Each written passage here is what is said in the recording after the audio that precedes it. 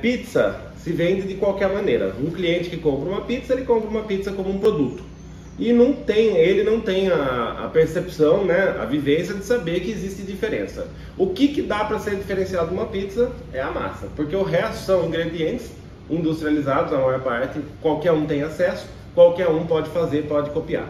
Então, quanto mais diferenciado e mais técnico for o trabalho da massa, melhor vai ser o produto, no sentido de que não vão ter muitas pessoas que vão conseguir copiar. Porém, né, toda massa de pizza, ela tem que ter, né, ela tem que ter a característica do dono, né, que vai também ser determinada pelo hábito de consumo dos clientes.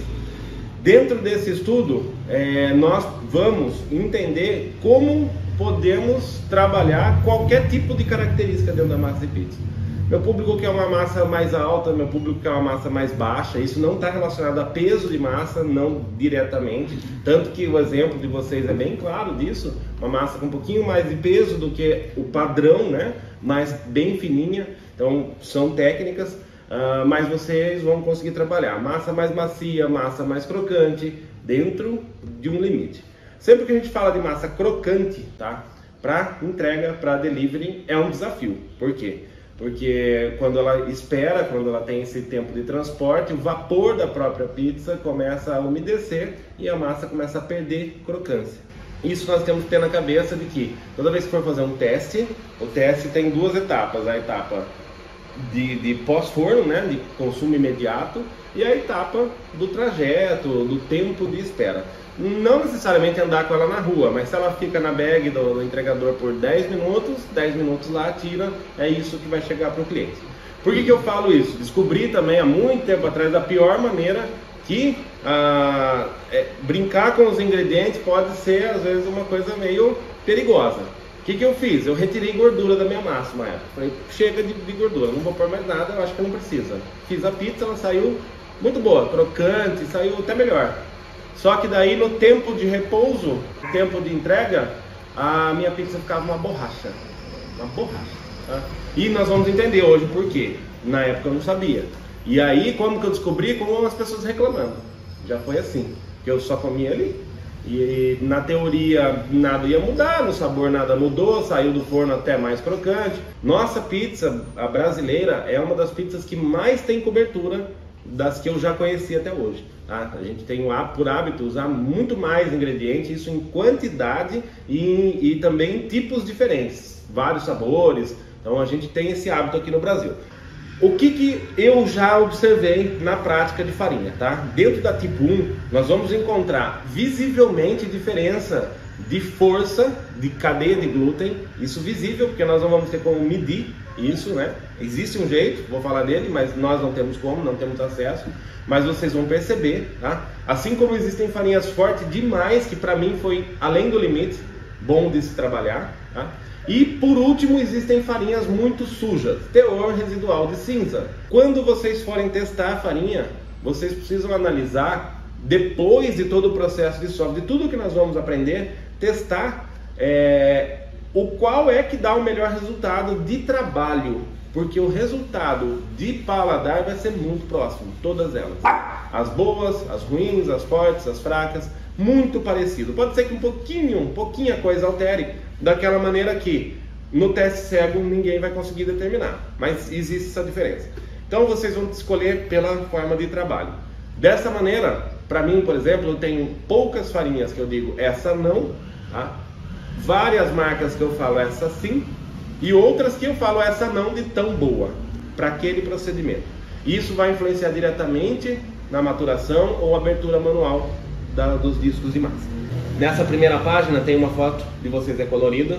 Isso é um equipamento chamado alveógrafo de Chopin. Ele inventou essa máquina para testar qual é a força da massa, né? A resistência, a cadeia de glúten, a formação, ou seja, a força da farinha. Quanto de proteína ela tem, quão forte ela forma cadeia de glúten. Esse equipamento se utiliza na Itália, quando classificam lá em força W, vocês devem ter ouvido falar, já ouviram? Força W. Força W é quanto que a farinha resiste, né, nas questões de extensibilidade e também elasticidade, porque uma coisa depende da outra. A glutenina, né, que é a primeira proteína, ela dá elasticidade. O que é elasticidade? É a capacidade da massa retornar ao seu estado inicial. Abre e fecha, abre e fecha, abre e fecha, é isso, tá? E já a gliadina, que é a outra proteína, ela dá extensibilidade, capacidade dela se estender sem se romper. Então, puxa, enfim. Pizza acrobática, aqueles que fazem, é uma massa específica, tá? Muitas vezes os lugares que fazem shows não tem a mesma massa do show para a mesma que eles vendem, porque tem que ser uma massa extrema, uma massa, né, preparada, uma farinha extremamente forte para conseguir resistir todo aquele movimento. Então ela tem que ter muita elasticidade, muita extensibilidade para ele aproveitar até o máximo, até uma hora que realmente rasga, né, no show e não se aproveita. Com o alveógrafo de Chopin determina-se força W, tá? E aí a gente entra no popular da internet, que é, não, eu uso farinha com W tal, eu uso com W tal. Vai fazer disso uma massa melhor? Não, tá? O que vai fazer uma massa melhor é alcançar as características que a gente busca dentro da proposta do nosso cliente. Então, saber trabalhar. Eu não sou um defensor de farinha importada, tá? Não sou defensor. Eu acho que a gente consegue tirar produto muito próximo, tá? Tão próximo com farinha nacional que eu acho que é difícil determinar. Porém, existe um nicho de mercado, tem gente que trabalha. Se a gente for vender e dizer para o cliente que trabalhamos com pizzas verdadeiramente napolitanas, existe uma associação que certifica isso. É lógico que a gente vai ter que trabalhar com a farinha italiana, tá? Mas quando a gente trabalha com pizza brasileira, eu acho um desperdício de dinheiro jogar uma farinha importada para fazer isso, tá? Com uma força W maior, mesmo que com a técnica correta, eu acho desperdício. A gente vai conseguir trabalhar sim, tá? Com farinha nacional de uma forma muito parecida. Essas farinhas mais fortes vão te dar uma massa mais resistente e faz com que você possa trabalhar maior índice de hidratação sem que haja prejuízo na máquina, tá? Que é também um tópico um pouco mais à frente, nós vamos falar de hidratação e por que isso é importante. Por que eu medi a de vocês ontem, para a gente entender, tá? E quais são os limites, os parâmetros e os limites que nós vamos chegar dependendo do tipo de trabalho. Então ela pode ser útil, né? Para isso, para equipamentos, para trabalhar com as mãos, desde que a técnica certa aplicada também vai ser boa. Se ela não for aplicada, vai ser difícil, vai ser bem difícil de se trabalhar.